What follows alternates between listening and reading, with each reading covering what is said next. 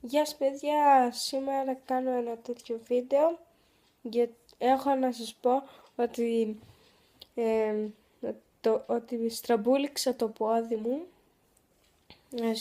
όταν είχα γυμναστική και η δασκάλα μας είχε βάλει να πηδήξουμε σε ένα μπάγκο έτσι και εγώ σε μια φάση πηδά και μου έστρεψε το πόδι και το πόδι μου πήγε λίγο. Το κόκαλό μου από το ποδιού πήγε, γύρισε λίγο και είναι έτσι τώρα.